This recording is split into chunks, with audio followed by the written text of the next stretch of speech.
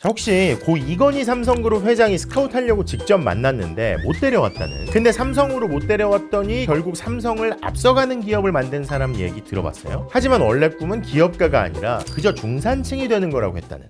그러면 혹시 AI가 바꿔놓을 세상에 대해서 두려워하거나 기대하고 있는 분들 계세요?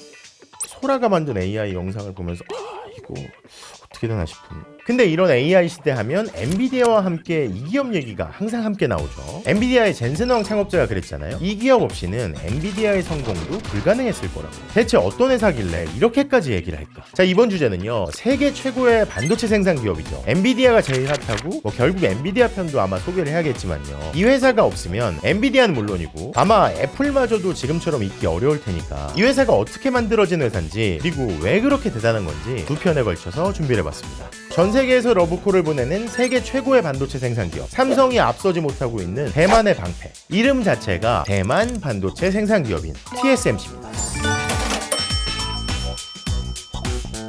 TSMC의 모리스 창 창업자는요, 뉴욕타임즈가 왜 글로벌 반도체 기업 간의 경쟁이 거액을 건 포커 게임이라면 모리스 창은 그 카지노를 운영하는 조용한 사람과 같다. 그러니까 포커 게임에서 플레이어들이 막 게임을 하다가 죽어나가도 이 사람은 하우스라는 거죠. 돈을 번다는 거죠. 근데 이 인물이 2017년에 은퇴를 앞두고 의미심장한 얘기를 했어요. 1989년에 삼성 이건희 회장이 같이 아침을 먹다가 나한테 영입 제안을 했었다. 근데 89년이면 모리스 창이 58살이었어요. TSMC가 생긴 지 3년도 안 됐을 때고요. 그때 삼성은 4메가 디램을 개발하고 세계 디램 시장에서 점유율 1위를 막 향해 가면서 한창 잘 나갈 때고, 그랬는데 이건희 회장이 60이 다 돼가는 사람을 데려오려고 했으니까 그만큼 이 사람이 TSMC, 그리고 그걸 넘어서 대만 반도체 산업의 핵심이라는 뜻 아니었을까. 자, 그렇기 때문에 TSMC의 시작을 살펴보기 위해서 모리스 창 얘기를 함께 시작해보겠습니다.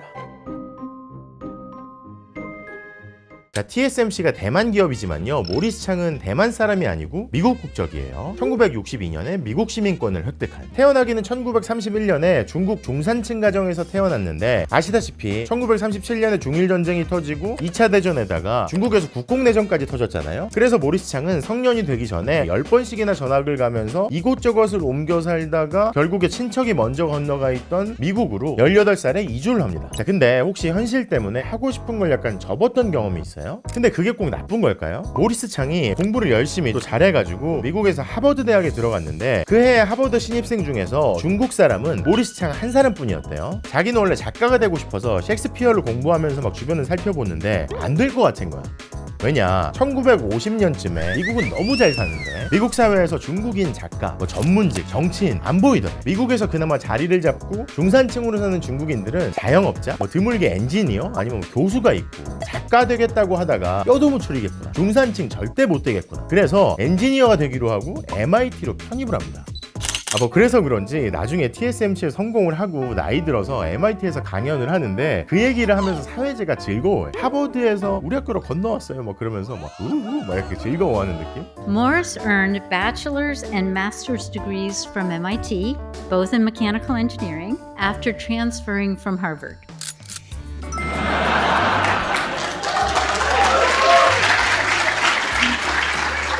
그리고 다른 이유가 아니고요, 좋은 직장에 들어가려면 이게 좋겠다 싶어서 전공도 기계공학으로 정했대요. 그러니까 작가가 되려고 하다가 좋은 직장에 가야겠다, 중산층이 되겠다 싶어서 공대를 간 거예요. 편입을 하고. 아무튼 그리고 박사학위까지 받으려고 쭉 공부를 했는데, 지금도 그런 게 있잖아요, 논문 자격시험. 근데 박사학위 자격시험에서 2번을 떨어집니다. 그래서 뜻하지 않게 취업을 해야 되는 상황에 놓이게 되죠. 자, 근데 좀 이상하지 않아요? 학교 옮기는 것도 그렇고, 전공을 정하는 것도 그렇고, 공부냐 취업이냐 결정할 때도 그렇고, 뭔가 이렇게 대단한 사람들은 처음부터 가는 길이 딱 정해져 있을 것만 같은데 그렇지가 않았던 거죠. 그러니까 지금 길이 안 보인다고 해도 용기를 내고 열심히 살아야 될 이유가 있는 거라고 할까? 실제로 모리스 창 역시 훗날 그렇게 얘기를 합니다. 그게 가장 행운이었다. 당시에는 전혀 몰랐지만 자격시험에 떨어졌던 게 가장 행운이었다고 얘기를 해요. I failed the PhD qualifying exam twice,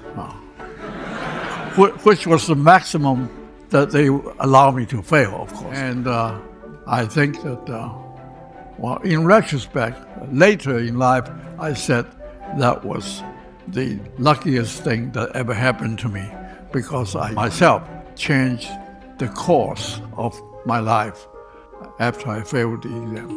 But at the time, I really didn't think it was lucky at all. Well, anyway. 아무튼 그리고 취업할 때도 비슷해요. 이게 장차 세계 최고 반도체 생산 기업을 창업하는 사람의 시작인가 싶은, 이게 무슨 얘기냐, 원래는 포드 자동차에 가려고 했대. 인사 담당자가 엄청나게 친절하게 우리 회사 오라고 했었대요. 그래서 한 달에 뭐 479달러인가 이렇게 월급 제안을 했었대. 근데 그것보다 월급을 1달러 더 준다는 전자회사가 있어서 포드에다가 다시 얘기를 했대. 쟤들이 월급 1달러 더 준다는데요. 그렇게 얘기를 했더니 갑자기 포드 인사 담당자하고 태도가 싹 변하는 거야. 야, 싫으면 오지 마. 이렇게 나오니까 그래 나 안 갈래. 그래서 그게 1955년이에요. 첫 직장 취업부터 뭔가 일이 꼬였다고만 할까? 이걸 운명적이라고나 할까요? 그렇게 해서 포드가 아니라 전자회사에 들어갔는데 이때부터 점차 갈 길이 달라지게 되죠.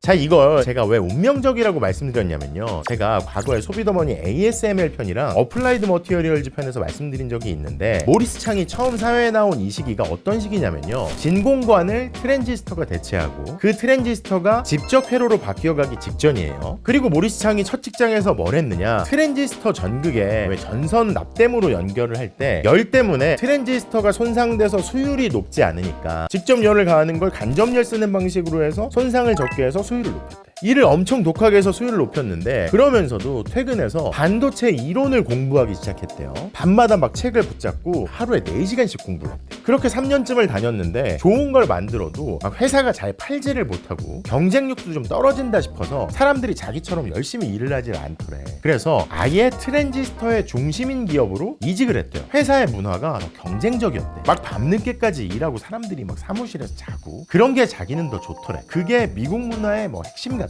그리고 자기도 그렇게 일하고 사람들도 그렇게 일하면 그냥 막 갈려나가는 게 아니라 그렇게 일하는 사람들이 뭔가를 더 얻을 수 있는. 아무튼 그런데 이 이직에는 나중에 돌이켜보면 몇 가지 중요한 의미가 있었어요. 그 중에 한 가지는 지금과 같은 반도체의 출발이 되는 최초의 집적 회로 가운데 한 가지 형태를 만든 천재가 그 회사에 근무하고 있었고요. 처음에는 모리스 창도 반신반의했는데 집적 회로가 탄생하는 걸 직접 목격하고 약간 달라졌다. 이게 되네. 그러면서 그 시기에 또 같이 어울린 업계 사람들 중에는 또 다른 형태의 최초의 집적 회로를 만든 인텔의 공동 창업자 등등이 있었고요. 그러니까 실리콘밸리 반도체 시대가 열리기 직전에 그 업계에 딱 들어와서 그 시대를 본격적으로 열어갈 인물들과 함께 모리스 창이 어울렸던 거죠. 그러면서 미국 국적도 얻게 되고. 그리고 두 번째는 이 회사가 지금으로 치면 파운드리 업체였거든요. 트랜지스터 시대의 파운드리. 다른 회사가 주문하면 대량으로 만들어주는. 왜 복잡한 트랜지스터는 당시에 이 회사랑 IBM에서 다 만들었대요. 그러니까 모리스 창은 트랜지스터 시대의 파운드리라는 업종을 이미 사회생활 초창기에 경험하고 있었던 셈이죠. 그리고 이렇게 옮긴 회사에서도 모리스 창은 트랜지스터 수율을 끌어올리는 임무를 맡았는데, 이게 전 직장에서도 하던 일이잖아요. 그리고 이번에도 독하게 일을 해서 여러 화학물질의 조합과 온도와 압력 의 변수를 바꿔가면서요, 10%도 안 되던 수율을 20% 이상으로 끌어올리고, 그렇게 나온 제품을 전 회사와 달리 이 회사는 마케팅을 잘해서 잘 팔고, 그래서 돈도 잘 벌고. 자, 그러니까 어떻게 됐느냐, 회사 입장에서도요, 이 사람이 들어오기 전에는 만들어 놓은 트랜지스터 100개 중에서 채 10개도 작동이 안 됐는데, 모리스 창이 오고 나서는 최대 30개 가까이가 작동을 하니까 놀라운 일이잖아요. 근데 이 회사가 이 사람의 공을 소위 쌩까지 않고 거듭 승진을 시켜줍니다. 그리고 나서 어떻게 일하는지 보자 하면서 막 와서 이 사람이 일하는 걸 막 보고 배워가자. 근데 그럼에도 불구하고 모리스 창의 꿈은 한결같았대요. 내가 좀 중산층이 돼서 편안하게 살면 좋겠다. 언젠가 내가 임원 정도 되면 좋겠다. 그렇게 생각했대. 근데 그렇게 얘기하니까 상사가 이렇게 얘기했대요. 자네 그러려면 박사학위를 받아야 될 텐데. 그리고 이 회사가 인재에게 투자를 하기로 결정을 하죠. 회사에 출근 안 하고 풀타임으로 스탠포드 대학원에서 공부할 동안 학비와 급여를 모두 지원합니다. 그리고 박사학위를 받고 다시 회사로 들어온 모리스 창은요, 계속 승진을 하고 집적 회로 분야를 총괄하게 되고요. 컨설팅 업계 전설과 함께 일하면서 텍사스 인스트루먼트의 성장을 이끌죠. 미치는 것 같아도 많이 팔릴 건 일단 대량 생산하고 보자. 이런 방식은 훗날 TSMC와 애플의 협력에도 큰 영향을 주게 되는데, 그건 뒤에 다시 설명을 드릴게요. 그렇게 승승장구하면서 성장하면서 반도체 부문 책임자가 되고 중산층만 됐으면 좋겠다는 모리스 창의 꿈은 드디어 나도 CEO가 됐으면 좋겠다까지 커졌습니다. 하지만 그렇게 꿈은 커졌는데 모리스 창은 현실의 벽을 느끼기 시작하죠.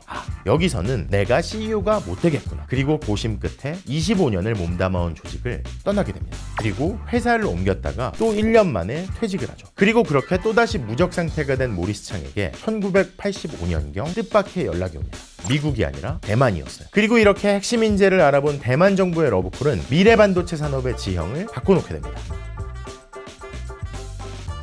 사실 처음에는 국적도 미국이고 내가 대만을 위해서 뭘 해보겠다 뭐 그런 거창한 생각을 가지고 간 게 아니었대. 그럼 대만에 왜 간 걸까? 옛날 생각나서 대만에 간 것도 성인이 되고 나서가 처음이었어요. 대만의 반도체 사업을 일으켜달라. 모리스 창한테 이 중대한 임무를 맡긴 건 대만 경제 기적의 아버지, 과학기술의 대부로 불리는 인물이었죠.